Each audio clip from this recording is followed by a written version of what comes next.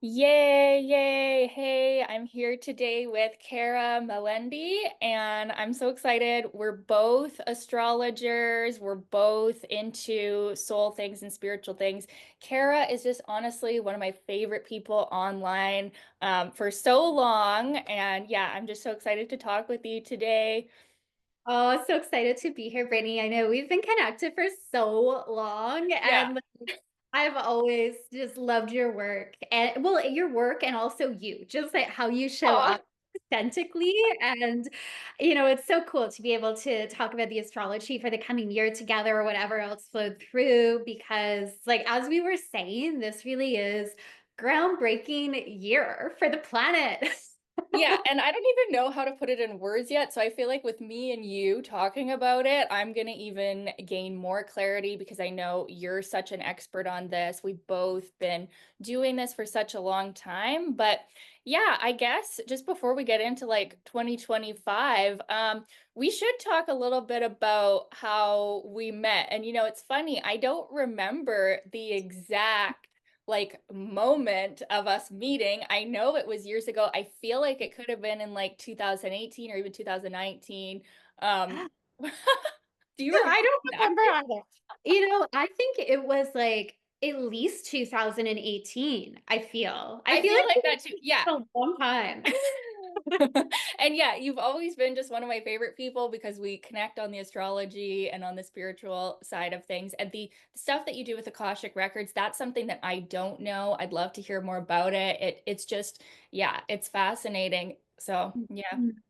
Absolutely, yeah. And I think it's so cool too because we've always felt that connection with one another online. And then when we look at our astrology charts, I mean, we Yeah. we both share a rising sign, like And almost it's exactly conjunct. Like is okay. yeah, and actually my people on YouTube, they've been wanting me to record a video on ascendant conjunct ascendant because I do a lot of synastry, but I think a really good example of that would be for them just watching this video too. This is how two Aries risings with ascendant conjunct ascendant interact. Yes, I love how you focus on the synastry too, because I know my community is going to love that. Like, there's so many aspects to astrology that we can look at and specialize in, like from health astrology to relationship or career. And it's so fascinating. Like, it really does just give so much clarity on our path I and know. purpose. But I would love to hear actually how you got into astrology initially. I don't know Yeah. if I ever heard like your journey into astrology. Yeah, and then after I share mine, we got to know about yours as well. But yeah, so it all started out, I think I was 15 or 16 years old, and I just picked up a book on the shelf, and I was always at bookstores, always reading, and I saw a book about astrology and I thought, okay, I'm gonna get into this, read this. And then I actually made the mistake, which I think a lot of people probably do, of reading every single planet for Taurus, which is my sun sign, because I didn't understand we have a whole birth chart. And I'm thinking, this stuff, this is bullshit. This isn't accurate. I'm not all that. Like, what? But then it was that book that made me realize, oh, there's all of these different planets. And then, when I read my moon in Leo, when I finally figured out the whole chart, I was just mind blown. And then from that moment on, I think I'd gotten a book at the time too, another one that had like a CD where you could do natal charts.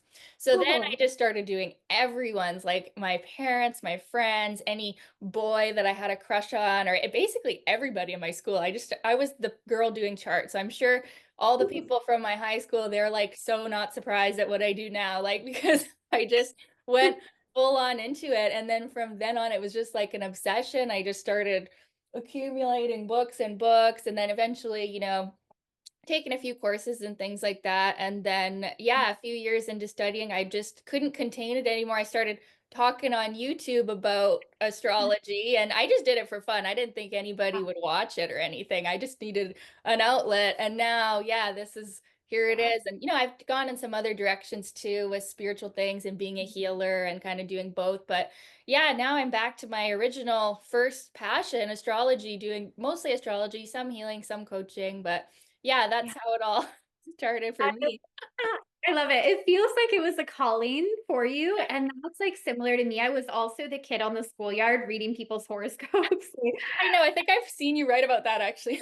I've, like, loved astrology since I was a kid, and, of course, back Yeah. then, like, similar to you, I didn't have the full understanding of it, so I would do, like, the sun sign horoscopes, but I still felt like there was something there calling to me, and that's where I feel like it must have even been beyond this lifetime, like, I was probably astrologer in many I lifetimes, agree, yeah, right?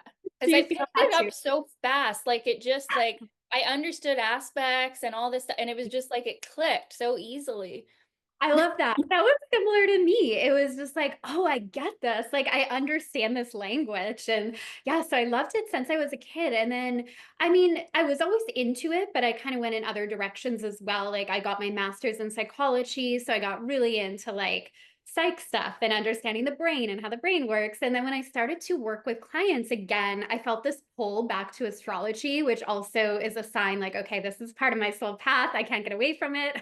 Yeah, That I would want to, but it's funny how it came back. And at that point, I think I would have been in my early 20s. And yeah, I had graduated with my master's. And so I dove in, or maybe mid 20s, I guess. Anyway, somewhere in my 20s.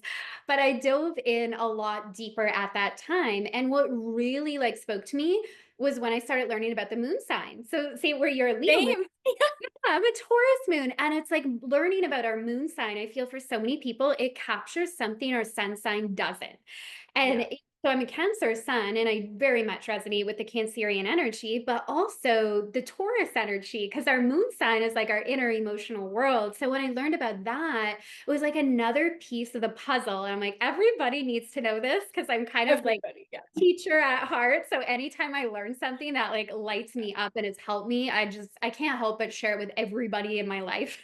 Like, That's exactly in like me too. I my wonder if that's an Aries rising thing. We're just so filled with like enthusiasm. And I wonder, yeah. And do you feel like, kind of talking about that too, that a lot of people resonate with their rising sign? Like, have you always seen yourself as an Aries rising, or like what have you seen with other clients too? it's definitely very an inborn part of you where I feel like it's almost like sometimes though it's too close to you to even see it. Like I probably identified with the moon sign first and foremost the most because that's how I felt. But it wasn't until I really like took a step back and looked at myself and how I acted in situations like to think, oh wait, I'm an Aries rising. Like that's why I'm like that. So I don't know. I feel like it is definitely like something we identify with, but it's like the first house, the ascendant. It's like too close to us at times to see Mhm. fully. I agree. I agree. I think a lot of people don't see their rising sign, but other people do because it's Yeah. like we're projecting into the world. And I was the same. And even before, like, I really dove into astrology and knew I was an Aries rising. I used to think like, "Oh, I don't get along that well with Aries," which is funny, right? Because like, Exactly. sometimes I think when other signs, trigger us in some way, like, it can be activating a part of us that we haven't fully embraced yet, and Exactly. when I Yeah. started to learn about, like, the Aries energy, and it's my not only is it my rising, I also have Jupiter there, and it's my north node. And your North Node, I was thinking that, oh, maybe this is why some of the triggers from Aries, right? Because they're calling you forward to that North Node path. Totally, right? And like my north node is right on my rising as well. So like these are the traits I'm here to lean into this lifetime. Like for all of us, whatever our north node is, I feel Yeah. it's such a significant part of our chart, if not one of the most important parts, is like knowing our north node, leaning into it. So yeah, I Yeah. found like the more that I understood that, I could see those characteristics in me. But I do find for a lot of people, even when I've had sessions with clients, it's like they're not always aware of their north node, but or not even their north node, they're rising, but I can so clearly see it in them. So I love how Yeah, that. exactly. Yeah. And another thing I was thinking when you brought up how we both kind of really resonated with our moon sign first, we also started studying astrology so young. And I do feel like the moon sign, it's like what we feel like first, and then we kind of grow into our sun sign with maturity and with time, Mhm. right? Absolutely. Yeah, I agree. Because the moon is like such a deep part of who we are and what we need to feel that safety and comfort. So it's so interesting that like evolution of Yeah. empathy over time. Yeah. Do you want to dive into some of like the main aspects for this year and like chat Yeah, about? let's talk about it because I am just mind blown. Like I've shared like two sentences to my YouTube about 2025 and I haven't even gone into it because there's just so much. So I'm so excited to talk with you about it. Yeah. So what's like the biggest thing jumping out at you for this year? Yeah, I mean, so much. So first, like personally, a big shift, but we're all going to feel this is like the nodal axis shift. So the reason I Yeah. say personally this is big for me is like I'm wrapping up my nodal return. So for Me all too. so for all of us, when we have a nodal return, I mean, it's huge. It's been an 18-month of like being initiated basically into what it means to be an Aries and have good boundaries and all those things. So And you know what, Kara, you are just glowing. Like this, since this nodal shift, or probably even before, but especially lately, I just see you and you're just like shining so bright. And I can so see you fully being that Aries North Node, Aries rising, Aries Jupiter self. Like it really feels like you're in it. Like it's totally downloaded for you. Like, especially lately, I feel like. oh, thank you for reflecting that back because it's been a journey. And that's like astrology is so helpful for seeing like these portals that we're moving through. So, I've actively worked to look at, okay, like what are the kind of shadow sides of my Libra South node that I have? Like, how can I take those strands, but release the things that like no longer serve my soul journey? And, for all of us, we were moving through that North node in Aries, that South node in Libra in some way leaning into like those Aries qualities. So I think this nodal shift is going to be big as well. And that's coming up. That's like in a couple days, right? Like Yeah, it's this weekend, I think. Was it? I think it's the 11th. I never 11, know like the exact dates off it's hard to keep memory, but track of all of I know. it. And I hear you. Yeah, but I'm pretty sure it's this weekend. So this is officially like the last week of the North Node in Aries, the South Node in Libra, and it has been powerful. I've really enjoyed having the nodes here. It's felt like such an activation of like for me like strength, power, courage, like yeah, standing up for myself. I've also been really for the first time in my life dedicated to like physical fitness and like doing my weightlifting and like health and like probably because it's in my first or you know Mars ruling my chart or something. It's been very powerful time, but I'm definitely looking forward to the nodal shift, North Node going into Pisces. It seems like probably for people like us on a spiritual path, we're going to really I feel like brought into focus. Like people are going to be searching for the Neptunian, they're searching for spiritual clarity or searching for God, it definitely feels like it's going to be a big shift with that one. Yeah, and I see that like being a theme this year with like Neptune changing signs too. I have like I'm trying Yes. because I'm trying to like keep all the dates in mind too. So it's like in March. Yeah, like March. Oh, it's so soon too. Yeah, Neptune changing signs. So it feels like, and with Neptune moving into Aries this year, it really feels like a new paradigm of spirituality and like a new Yes. paradigm of leadership. And like you said, kind of a deepening connection with God or creator, but I feel like that really taking the spotlight for us collectively, like having those discussions, but in our own life, looking at the role spirituality plays. And then, of course, depending where this is in our chart, that could really show up in a certain area of our life. But I think for all of us, it's a big spiritual theme and understanding intuition in a Yeah. new way as well, and like leading with intuition.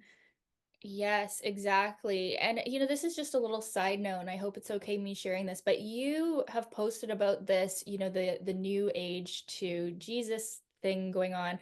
And I really feel like that is such a reflection of, Neptune finishing up in Pisces, Saturn and Pisces, we're searching for God. And, for some people, they want it to be in that kind of clear-cut way that religion provides.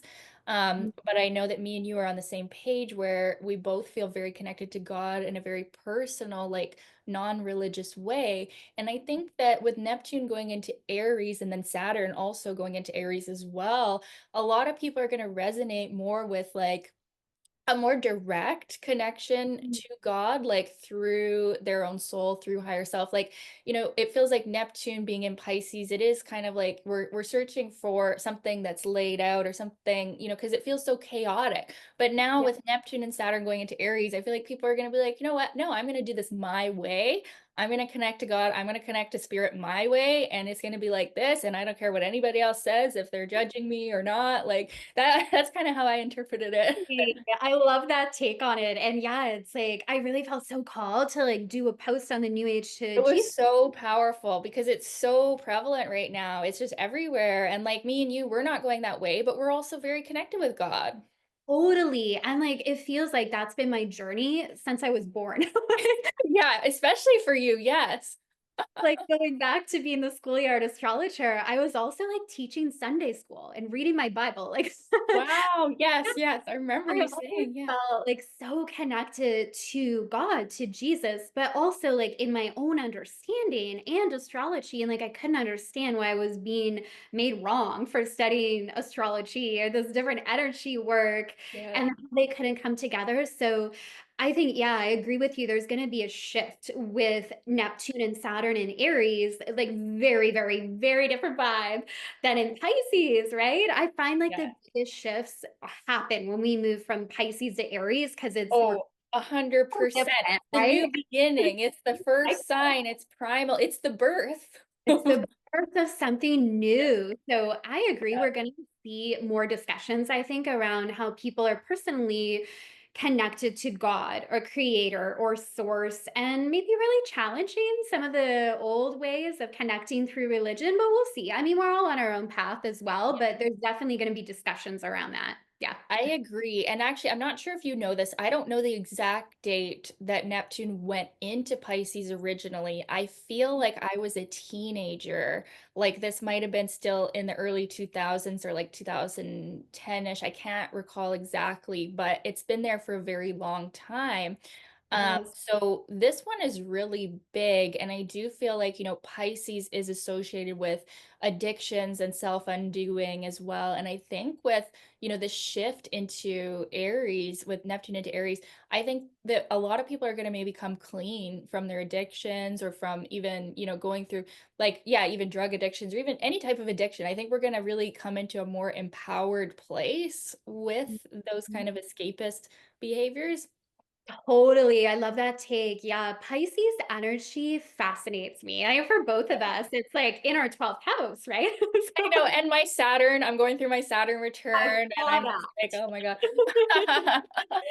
I'm like crazy that our Saturn return. So I know this is kind of an aside, but this is a big one for everyone, right? Like Saturn Yeah. return. So how are you finding your Saturn return? Because I know this Oh, is like life-changing energy. So yeah, it's very interesting. So, I'm assuming you also have midheaven in Capricorn I as do. well. Yeah, yeah. So what I found is actually like professionally, like with my astrology business, this year my astrology business has really taken off, and I feel like I'm really being seen in a new way with my, my YouTube, my astrology, and people are kind of coming to me as sort of like an authority. I feel like that's my Saturn returning. But Yeah. then on a more personal level, things things have been difficult, just sort of kind of unconscious fears coming up, and sort of I had some health issues. I kept getting sick. Me and my son kept getting sick at the start of the year, and just, kind of difficulties like that. I also have Saturn opposed to Chiron in my natal chart, the Virgo Pisces axis, so it does sometimes cause me to have certain, like, get sick easily, or get sick for a long time. Those kind of things came up too this year, which was definitely challenging. But as far as all that's been going, then other things have taken off as far as my spiritual path, my mission. So it's all very kind of Mhm. Pisces Saturn thing. So it's definitely not been easy, but it's also been like I feel like I'm reaping the rewards of my spiritual path, and how I've been doing this for so long, since first picking up that astrology book at 15, and now at 29 years old, it's like people are finally coming to me like, oh, like I want you to be my astrologer kind of thing. Well, yeah, I mean, you're amazing. And that totally makes sense with like the Saturn return and Saturn ruling over your MC, right? That you Yeah. would see like that work paying off. And Yeah, Saturn is one, and I know a lot of us find the lessons tough. Like I've any kind of challenging Saturn transit, I find hard as well. Even like even harder than Pluto transits. I'm like, Pluto, not that Pluto isn't soul transforming, it is. But I'm like, I love Pluto. Saturn, oh. I know Saturn's just so harsh, like, and it just delays and like difficulties, right? And like, it's also, even though, consciously as astrologers, we know what our Saturn is, we know what's there, it's still, when those issues come up, it's still kind of like, it's a pain. Yeah. It is. It totally is. And I think part of it though, and like the upside, because any of the planets I find in transits have like a higher octave or lower Yeah. octave expression, and we kind of dance between that. And it's human to experience some of the shadow and always, I think, moving toward the higher octave expression. So I find what Saturn does do is create like foundational change. And that's why it can feel Yes. so hard. It's not like fleeting success or like change for a little bit and then you fall into old patterns. I feel like if you really lean into that energy, it's like a lasting change because you've created a new foundation. Exactly. And I'm even feeling like when you're saying that, I'm seeing like the roots being planted, like the foundational structural work. Like that is what Saturn does when you're learning the lesson. To lean in, it doesn't mean the lesson's always easy either. Yeah, exactly. Yeah. But we're changed in the process. Yeah. Yeah. So that's a big one. The other thing too, like we're currently in the Mars retrograde until the 3rd. So Okay. Yep. yeah, right. I believe is it February 3rd? Yeah, February 3rd. I think the retrograde ends, and then we have that long shadow I period. know it's so long. I was actually looking last night at like when, and then Venus is going to go retrograde too, which is interesting. We're just finishing a Mars retrograde, and then right after Venus, Venus does. I'm not sure exactly when Venus goes retrograde, but I was looking at the transits for spring and around like my birthday, May 8th, and I'm like, okay, Venus is forward moving, Mars is like past shadow. So I feel like, even though the beginning of this year might start off a little slow, we're still finishing up these energies. We've got these retrogrades, but I think come spring, like come April, May, there's going to be a huge boost forward. I love that. Yes. Yeah. I find like I agree. We really feel the Mars retrograde, I think, and maybe I also do. is our Yes. so like, why am I so like part of me feels so tired lately, like physically, and then I'm like, oh yeah, well, Mars is the ruler of my chart moving retrograde. And, I think for all of us right now, we can experience it in different ways, but I find it really helps us tune into like what's draining our energy versus what is really replenishing us. And we become so aware of it with a Mars retrograde. And it's not something we get every year either. So I find it really can impact our energy levels, but it can be a good lesson to see, okay, like what are you doing that is draining you, especially where it's moved into Cancer now. I think it's I really know. like that nourishment piece is Yeah, huge. like, and what's really worth our energy, like it's not letting us do things that are just, time wasting because we just don't have the energy. So we have to put our energy into the important things. Yeah. I love perspective. So it's like serving us. And yeah, so true with the Venus retrograde too. How do you find Venus retrogrades? Like, how do you experience those usually?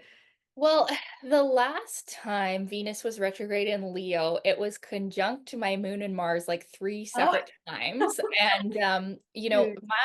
my husband passed away in September 2021, and the Venus retrograde was like 2023 summer. That was when I really felt like my heart healing over that had come to a place of like, I mean, not that it's ever fully complete, but it was like, okay, something's clicked here. I'm ready for new love. Like I'm ready. Like I was feeling all flirty and romantic and heart open. Like, Venus and Leo and then conjunct my moon Mars. I was like, woohoo, Powerful. like it felt like a completion point for me. But I do think that Venus retrograde in general is like, it is a time to look deeply into what's going on in your heart and Mhm. thinking about what do you really love, and also rethinking like pleasure and what makes you feel good. A lot will be related to like the sign that it's in, so I think it'll be retrograde in like Aries Pisces, so thinking those areas. But yeah, how do you experience it?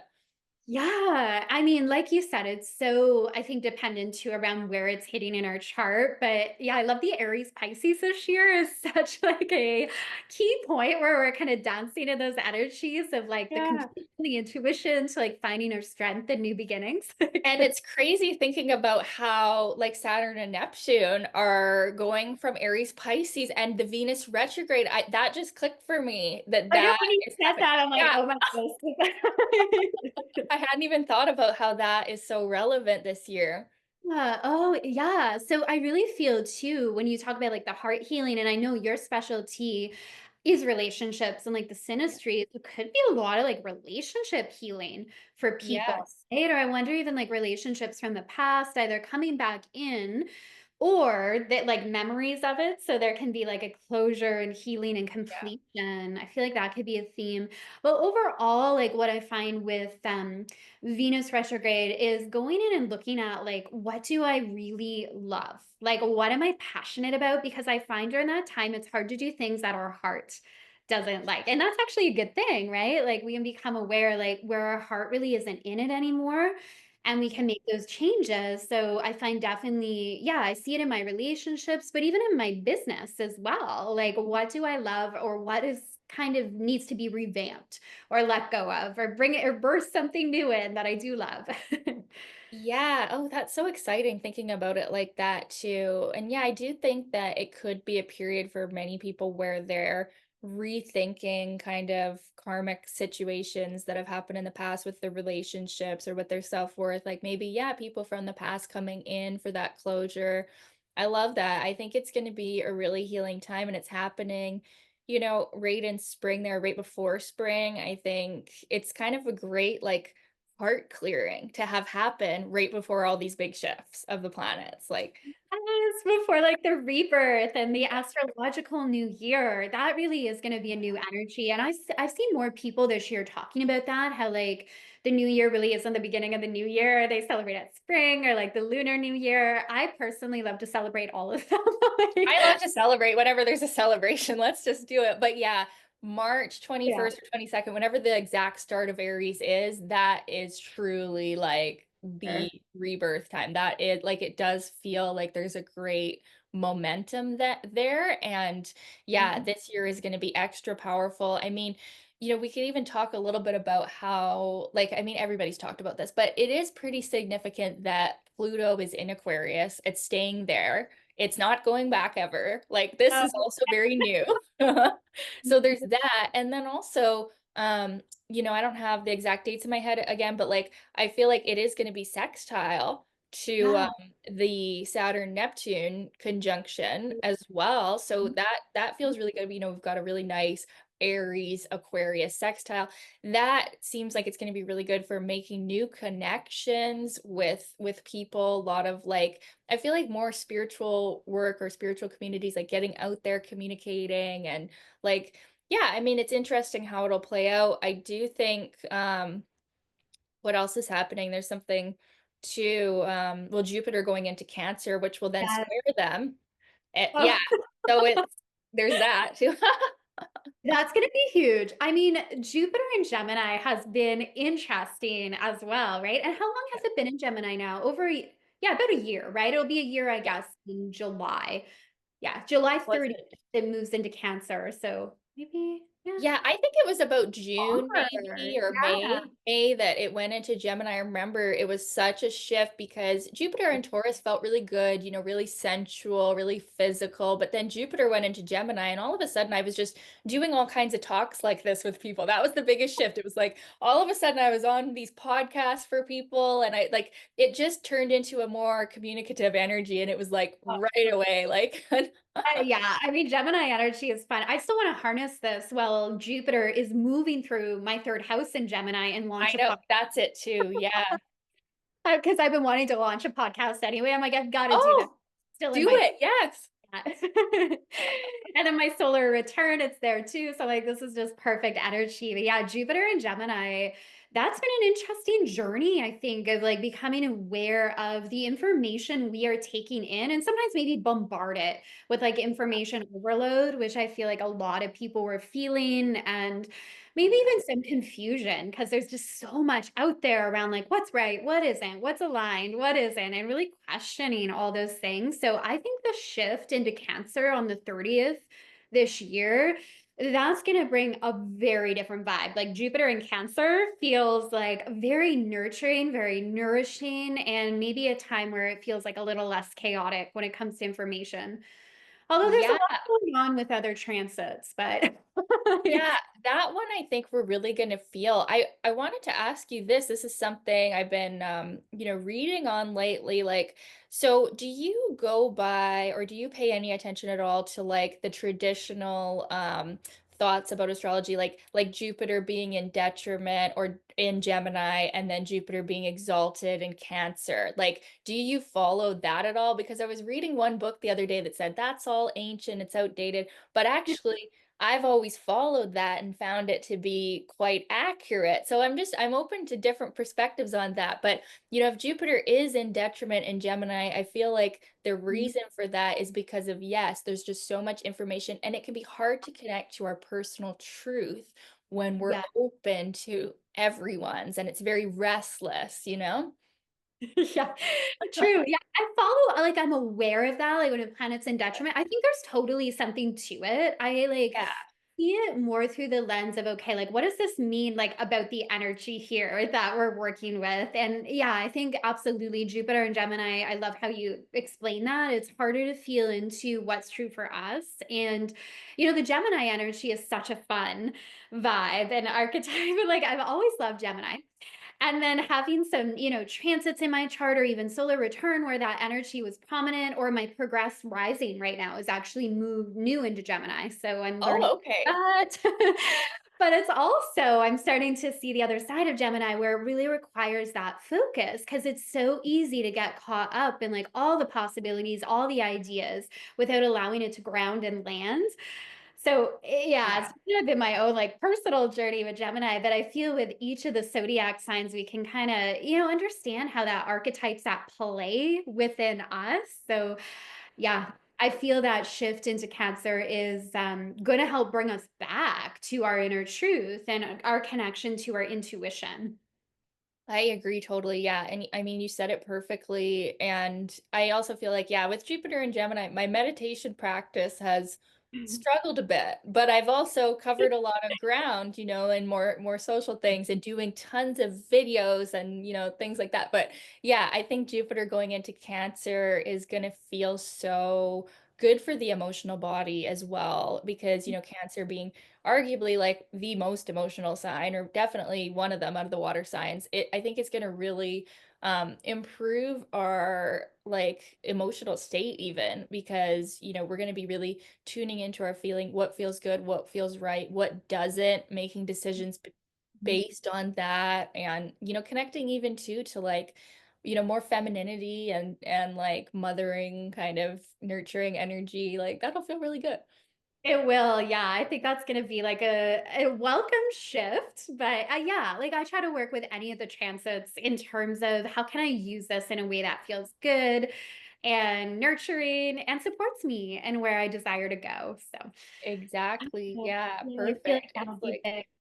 it's such a tool like for having a better life when we're aware of what's going on. I mean, even us, like think about how we picked the time to do this talk. We're like the moon's in Taurus, your natal moon is in Taurus, conjunct my sun in Taurus. We're like, this is the perfect time to do this talk. Like, Absolutely. It's so true. It's like such a beautiful guide for helping us understand like what we're moving through collectively and personally. And I know like you kind of touched on the Pluto and Aquarius. I do feel like that's groundbreaking. And I know that's been talked about so much. I'm like, for good reason. This is huge. Like yeah.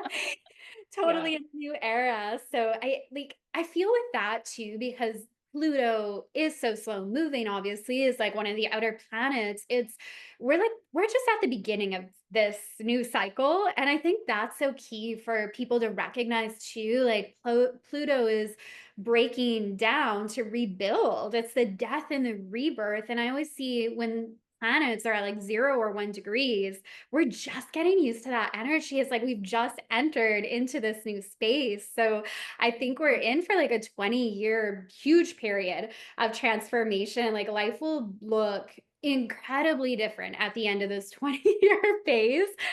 And yeah, yeah, I'd love to hear like your thoughts around it too. Well, that's exactly how I feel too, that this is just the very beginning of an entirely new world. I do feel like it is like a new earth being birthed here. And also I do think that, Aquarius, kind of having a connection with astrology as well. I really feel like Pluto in Aquarius is going to kind of bring bring us power. But Okay. like I think it's going to really, people are going to be searching for, these new systems like astrology or other ways to understand like themselves psychologically. That I think, yeah, we're going to see a change in power of, people that are disempowering people to people that are empowering people and helping people and gaining, more psychological knowledge or insight into themselves. And I do think astrology like is going to, I think it already has, but I think it's going to become very much more widespread. Mhm. Yeah, I feel that as well. Yeah. I mean, it is the sign of the astrologer. So I I know, exactly. gonna be out there like more and more. We're gonna see astrology becoming, I think, more mainstream. But yeah, I agree with you. I feel like a lot of people are already waking up to the power that it holds. And maybe it's like the communities that I'm in the online space too. I've seen more discussions around it, or even like some people I've seen posts lately around like they're interested in astrology, but like they're working with it in a new way and stuff. So I guess basically, I think our understanding is going to evolve because I feel like some people still have this elementary understanding of what astrology is all about. I And know. then they write it off. And it's like, hey, like that's not like that's not really how we're meant to be working with Exactly. astrology, or this is like such a small picture. So perhaps that's going to be part of the evolution too. It's like people understanding there's so much more to it and it can really support our evolution. I love that. Yeah. And I feel like even, what would be cool is like I love how you have your background with psychology. Like what about like psychologists or therapists using astrology or something like that? Like that becoming mainstream. It seems like that could be something that could happen as well. Yeah, I agree. And I mean, that's what I did years ago when I was in practice. I was like, when I was first getting more and more into astrology, because I would have people's birth information. So I'd always be curious, like, about their charts and placements. Even if they weren't, it helped me relate to them more. Like, if I could see, especially with counseling, I'm like, okay, this is their style of communicating. That helped me connect with them so much better. Like looking at their Mercury placement or their rising, I can see how they may present, but then also know like the moon sign, what they really need to feel comfortable. Like it's such an incredibly helpful tool. And I like for relating to clients or patients, but I think also it's like the archetypes that the zodiacs represent are so incredible to understand because they're all parts of who we are. So I think there's something there with yeah, the archetypal side of it. Well, yeah, and we all have every sign in us with our 12 houses. And yeah, I love what you said about how it just helps you understand people so much better. Now, for me, from the relationship side and like what I specialize in, the synastry, I truly believe, knowing someone's birth chart, you can get along with basically anyone because you can understand where they're coming from. And it doesn't mean necessarily you could just be in a relationship with anybody unless you want to torture yourself, but you can understand where they're coming from. Like you can understand, okay, their Mercury is in Scorpio. That's why they communicate a little bit more intense than me with my Mercury in Gemini. And like, this is how I can, better communicate with them. Or if they have, Venus and different sign, oh, this is how they love. And yeah, moon, this is what they need emotionally. You can kind of get along with anyone, understand where they're coming from, and really have compassion for their struggles too, like seeing their, their North Node, their Saturn, their difficult aspects, and see, okay, this is why you're like this. You I know? agree. Like if everybody do that, I think we'd be so much more compassionate with people as well. Like it's true though, but like astrology has helped me in understanding personalities or ways of approaching life that are so different from me. And in understanding it, being able to connect with them in a different way. And part of that too, I think, like you said, each of the zodiac signs, we have them somewhere in our chart, like it's ruling a certain area. So the more that I've been able to understand and embrace that within myself, it also just becomes natural to connect with people that may see the world or approach or communicate so differently than I would. And to even appreciate it, like appreciate the diversity of that and how we all come in with different gifts and different intentions. And like, we're really not meant to be the same. We're all here on different paths. Yes, exactly. And astrology shows our uniqueness. That's something that I love about it. That's something I love to talk about too, is like astrology shows the uniqueness of our souls. There's no two souls the same. We've all come with our own very specific, unique purpose, and that's perfect. And that's like we weren't all meant to be the same. We weren't all meant to have joy in the same way or love the same way. Like there's no like one size fits all. And I think astrology really shows that. Yeah, yeah, I agree. I'd love to learn just more about like the synastry side because I know that's your specialty too. Like, with relationships, have you noticed certain aspects, like if somebody shares that in their synastry chart where they just feel like this deep connection to one another? And I know that's very broad because obviously, like, I know there's certain aspects where you may feel a lot of passion, other ones that may lead to like more long lasting love. But I'm just curious, like, what you've seen with that. Yeah, I mean, there's so many that can lead to a deep connection. Probably, I probably have the most like clients sign up and want a reading over South Node connections. Oh, cool. So when someone has a planet conjunct the South Node in our Mhm. natal chart, our South Node or their South Node, often Sun.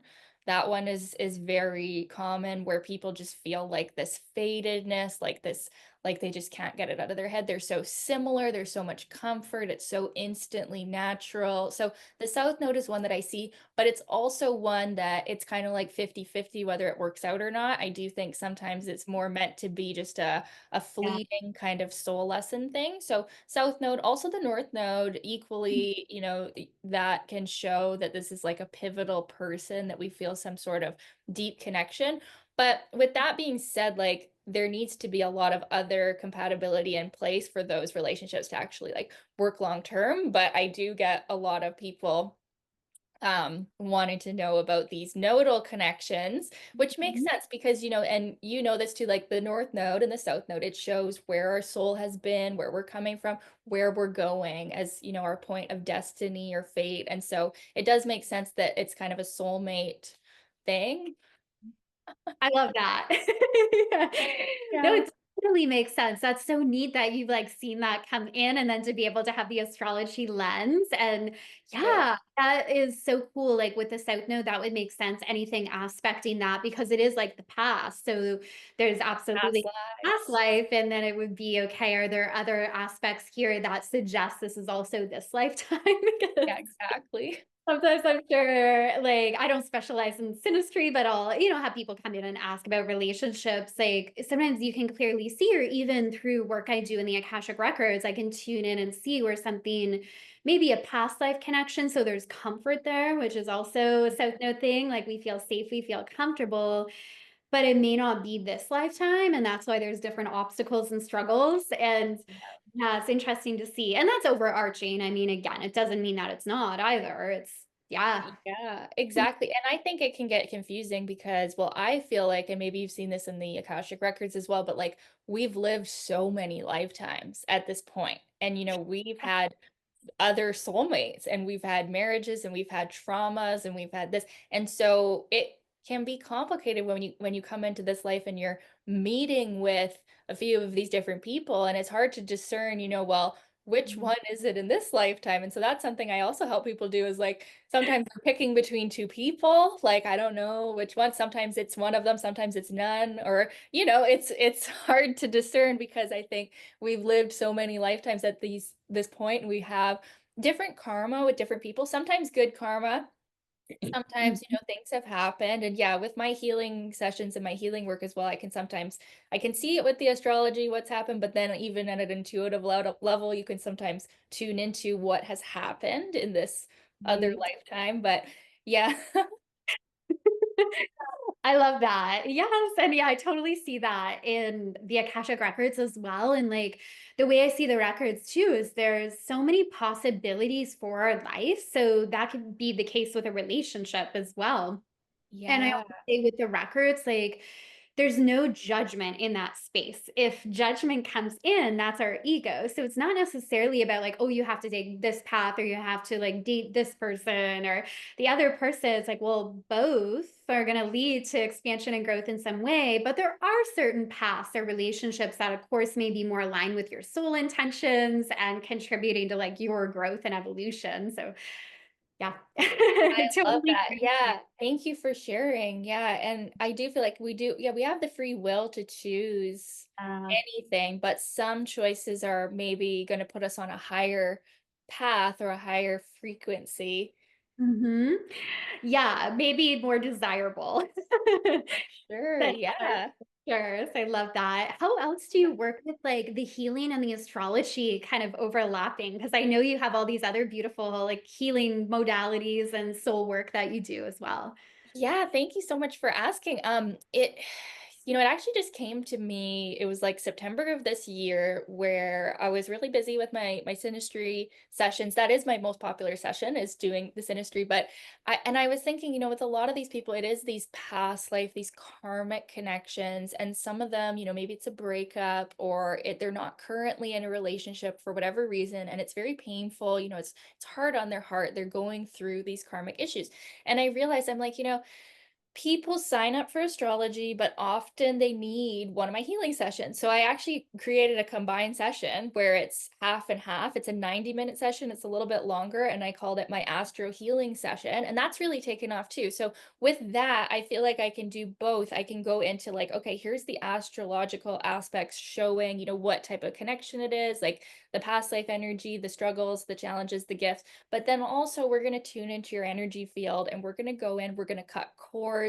We're going to maybe visit the past life, cut some cords there. Then we're going to bring in, healing to your heart, unconditional love from creator to just like clear your aura and reactivate new energies. It was kind of a really good way for me to do both. And like in my healing sessions now, because I've trained in so many different modalities, it's kind of like a mix of all of them. And it's like, I feel like you probably do the same, right? It's just like this powerful like mix of everything I've ever learned. And yeah, so that felt really good to do that session where I can do astrology and I can do healing at the same time, but I do still offer them separately as well. But it was just something I thought of that was like, because sometimes the people don't necessarily know about healing. They know about astrology, but they don't, sometimes people don't know that like maybe some energy work would be beneficial as well.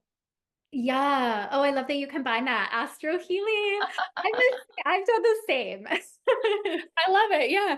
Yeah, I've done the same. I've really weaved in like the Akashic records with astrology because I find like astrology is so good for pointing at things that are happening and like helping people understand this is maybe the themes that are showing up, the cycles that are playing out. Or like you said, you can clearly see where there's karma in a birth chart as well and the transits. And then I go into the records to do the healing and clearing work. And similar to you, like I'll bring in trainings that I've done around the subconscious mind and like reprogramming our mind. And I'll weave that into work with the records and astrology. And I think that makes it so powerful when we can kind of weave those techniques together and have these different tools that we draw on to help people because everybody's different and like what works at different times. So I see it as just having this beautiful toolkit that I can I draw. love it. And it kind of reminds me of like when we were talking about the astrology chart, how we all have, our unique gift templates and like soul blueprints. Like when we're combining all of our gifts in this way, it's kind of like our own unique combination of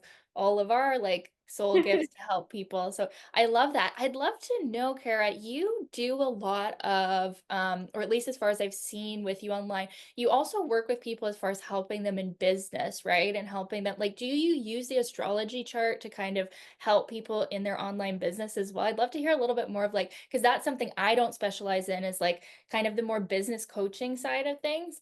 Totally. Yeah, I love doing that. So I actually work almost primarily with like entrepreneurs, so different humans.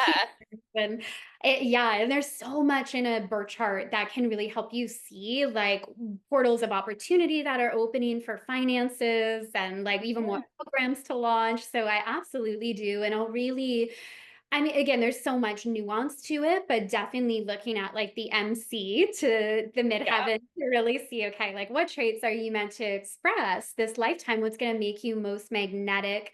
Working with Venus energy, because I find that's our unique way of receiving. So in our business, Okay. be magnetic. So understanding Venus not only through the eyes of relationships, but that's also key in business, but Yeah. also in terms of like finances. Like I see Venus as the goddess of love, beauty, and prosperity. So it really helps us tune into what's our unique style of receiving and where we may be blocking that. And when we show up in the online space, what's going to make us most magnetic? And the thing with this is it's all about coming back to our blueprint. So it may still stretch us because we could have been trained away from it with different ideas or even business strategies that don't align, but it's all about coming back to like what makes us expansive. So I'll definitely look at Venus and then Mercury as well if it comes to like messaging and communication and what makes you magnetic in terms of what you're communicating. And Mars, I see is like key for just manifesting in general, like our style. Okay. Wow. Yeah, I find Mars says a lot about our unique manifesting style. And I think we do share Mars in Leo as well. Oh, right. Your Mars is in Leo Mars. as well. I forgot about that. So we have so many combination of things going on in our synastry. We've got the conjunct Aries risings, and we've got Mars in same sign, and your moon conjunct my Taurus sun. I think our suns are sextile as well from Cancer to Oh yeah. Taurus. I don't know if they're exactly sextile, but yeah, and Yeah. then you're the just a little off topic, but you're the Saturn and Sagittarius group, right? So then we I got Saturn square. Now am. that could be kind of helpful though as well, because we're kind of coming from a different sort of lessons there. But yeah, you know what, Kara, thank you so much for describing that about like what can help you in business. Like that was so fascinating. Like I'm just like enthralled by that. That I've never heard of Mars being for manifesting and Mercury I love for it. messaging. It's like wow. Yeah. So definitely everybody here's got to check out Kara for like all the business coaching stuff. And I mean I'll put your links in, you can put my links in, all the links will be in the description so you can find us. But yeah, I'm just trying to think, is there any other major transit or anything going on? I mean, we've kind of veered into other We've angles here, but was there anything else to talk about with 2025? so much. I feel like we could be here all day. One other big one that I don't think we really touched on is the Uranus and Gemini mid-year. Oh my gosh, yes, we did miss a big one. Good thing you got some notes there. I'm like, I know there's more. Like, let me jot down some of these main ones here because there's just so much going on this year, like literally groundbreaking. But yeah, Yeah. Uranus, Gemini, I feel like I've been I remember having a conversation with an astrologer like over 5 years ago. I just had this always stuck in my mind and he's like, "Oh, I'm just so curious when Uranus goes into Gemini. That's going to be huge." It was at least 5 years ago now, and I'm like, "Oh, and now it's happening. This is huge." Yeah, so a lot of people are saying this is going to be like a technological revolution, right? I just thought of it right now that we're going to have actually Pluto trine Uranus then too. So there's some amazing aspects coming up here too. So that seems like we're really going to see some big changes with our communications and even like the way, like with information. I wonder if a new social media is going to be born or something. I don't know. It's hard to say what will happen, but I know, because well, there's so much possibility, and how I see it too is like we also create it, right? It's like yeah. we can determine where this goes, but for sure, there's going to be huge technological advancements. And I think ways of relating. I really feel like AI isn't going anywhere. It's going Yeah. to probably take off during this time. And again, it's on us to say, how do we use this and use it consciously and intentionally? But I think more of those discussions are going to be in the forefront. And, with that Pluto aspect, maybe we see the shadow of it as well. But through that is also the evolution of it. And yeah, I think it's going to be huge technological changes without question. And just that coupled, like, with everything else, it's like, I think a lot of us may feel we're also recalibrating, like even holding higher frequencies as well. So our physical bodies, like recalibrating to how we're now showing up in the world and on the planet. And I see it as a very like growth year. Like I think at the end of the year, we can look back and be like, wow, like we're in a whole different place. Know, all these 0-degree planets, like this is just major. And Uranus hasn't changed sign for quite a long time. I think was it 2018 maybe or so when Oh, Uranus went into Taurus. I do think with Uranus leaving Taurus that maybe financial things will yeah. become less of a focus. Maybe not, I mean, kind of like we've learned our lessons of Uranus and Taurus, and now we're going to be moving to a more mental level with that kind of shock energy.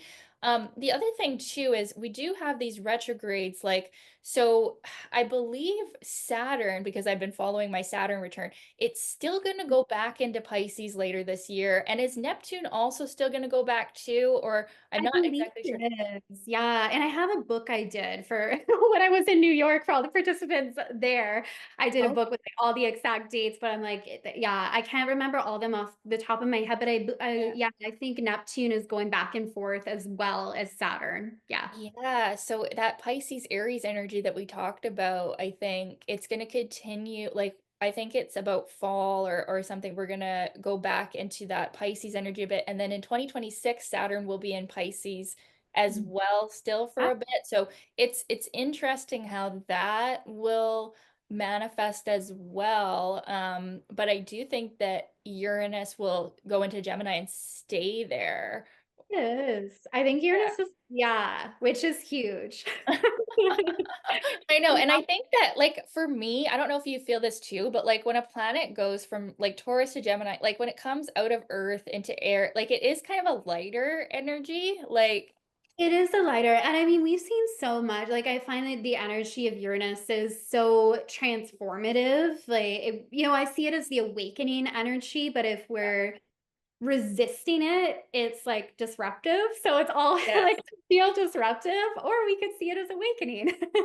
Yeah. And that's I love that. collectively, or I think in our own life as well. Anytime I see a Uranus transit happening for myself or a client, I'm like, this is huge. This is a time of awakening. So I think the journey throughout Taurus, we've seen so much change financially and yeah, I mean, a lot has happened, right? For just even crypto becoming bigger, financial collapses, and like the reboot. And I agree in Gemini, I think maybe that'll stabilize more. I'm going to hold that intention. Yes. Yeah, and people really struggled at times financially, and some people have really prospered. And I wonder if, with Uranus shifting into Gemini as well, that maybe like people who have started online businesses, or maybe they will start online businesses, and that could be another avenue for prosperity, where kind of the online world, with this all this AI, but then also with social media and communication, like it's already a thing for us, but I wonder if even more people are going to come on here and be like, hey, I'm going to make some money on the internet here. I know. I think it's like a growing industry. And yeah, we've Yeah. been here for a while. We felt the call, but I, Yeah, I think exactly. more of that global connection, people seeing the potential in the online space, which again, a lot of people have, but I think so many people still haven't. It's like when we're part of this world, it's easy to feel like everybody is, but I know sometimes I'll talk to people day to day and they still think it's amazing, like what I'm doing online. I'm like, it's a whole world. Like there's so many people. I know, isn't that like funny when you talk to someone who doesn't really know, but like, what? You do that online? Like a lot of people still ask me, like when I say that I'm an astrologer, they're like, oh, so you have people like in person? I'm like, not really, no. Exactly. So I definitely think Uranus and Gemini is more of that like global connection, coupled with Pluto and Aquarius. There's definitely, I think, more of that community feel of and finding our soul family. I I love that. think is another theme this year, really connecting with soul family, no matter where they are on the planet, being able to connect.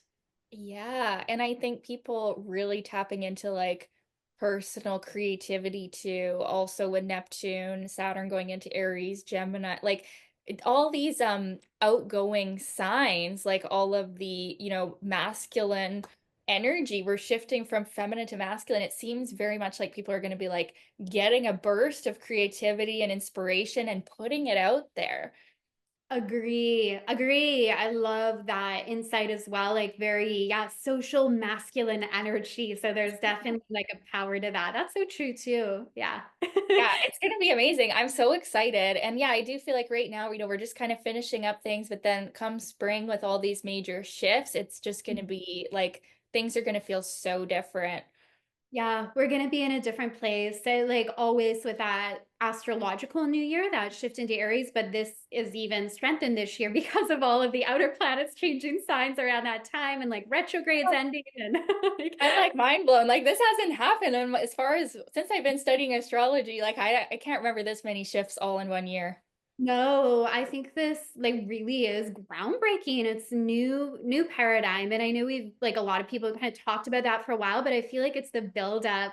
And again, we still have the back and forth with the retrogrades this year, but I still feel like it's groundbreaking energy. So Yeah, I'm yeah. excited to see, what you continue coming out with this year. I love following you. I think it's going to be a really good year for us. I wonder how Neptune and Saturn on our ascendant will be. That'll be something I guess we'll find out. Um, yeah, there's one more quick thing I wanted to ask you, which is just something that I've been seeing online and what you think of this, because I find it kind of funny, but have you been seeing people talking about the whole like 13 sign thing again and how that's like the true astrology and all of that? Because I know we both practice, Western, tropical astrology. I just wanted to quickly ask you, what do you think of that or how do you respond to that? Yeah, I'm curious to hear what you think as well. I've seen that, or a lot of people talking about Vedic and the true astrology. Yeah, It all is bringing us back to our soul blueprint, and it's just yeah, different ways of understanding it. Like, I think sometimes our mind wants to categorize everything and box it up and say right or wrong, or I'm going to do this and I'm not doing that. And like, it's really not about that. I think it's different ways of understanding our blueprint. And we even see that with different modalities, like astrology exactly. is Yeah, a beautiful way of coming back and understanding your soul path. Of course, it's one of our favorites for both of us.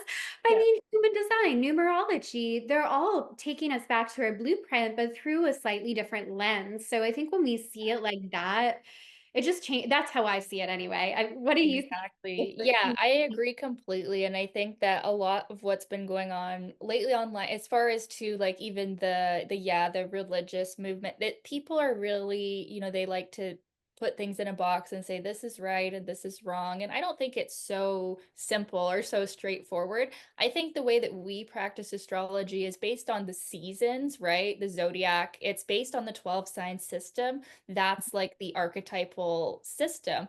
And that's just, the way we practice it. That's why it works. It's seasonal. You've got the start of Aries. That's the birth, right? That's the first sign, and that's the way that it is that we study it. But I also do think, a few of my clients, they'll use the Indian astrology, the Vedic astrology, and it Same. works really well. And I just switch it over and whatever Totally. works for them. Like it's all leading us back home to soul. And I really think like you want to do whatever resonates with your heart and your soul. And if that resonates, that's good. But I mean, it is kind of funny that people will classify it as like, if you're doing this astrology, you're like totally wrong or you're off. And it's like, well, actually it works pretty good. Right? Like it's worked for a long time. The Yeah. reason it's still here. Yeah, I just wanted to ask you about that because it's something Yeah. I see and I'm like, I know we both practice it this way. So I was just really curious about what you think of I've that. seen But that pop up a lot lately too. And yeah, I agree. I actually have a couple private clients who are really into Vedic as well. And I'm the same. I mean, because once you know how to read a chart, it's like I can talk about, their nodal placement that's in a different sign or their moon that's in a different sign in Vedic. yeah, And we can all bring it to a deeper understanding. Like you said, it's all bringing us home to soul. We don't have to get so caught up in like exactly. way or Yeah. wrong way, or there's no value in this when there's so much value in both ways. I think what aligns for us, like Yeah. that's trusting that alignment. Yeah. Exactly. Yeah, I love that. Perfectly said. Yeah. Wow, I feel like we talked about so many things on here. I really like I had fun. I feel like we should do this again too at some point, or if you want to have this on your podcast, or if you want, I'd love to come on your podcast when you do it. That would be awesome. I'd love to do this again. I mean, we should definitely check in throughout the year when these big shifts are happening, and we can maybe even go more in depth, like because we Yes. talked such a broad overview today. Yes. We can even go deeper as these shifts Yeah, happen. we could talk about like a specific one of these things, or yeah, I'd love that as well. Yay. Thank Yeah, this you was so so much much, fun. Thank Sarah. you, Brittany. Yay. And yeah, everybody, like, so I'll put your links in I'll the bio there, and everybody can go and check you out. I highly recommend Kara. Her energy is just so bright and infectious and beautiful, and I love that. Yeah, like it's just such a light that you have.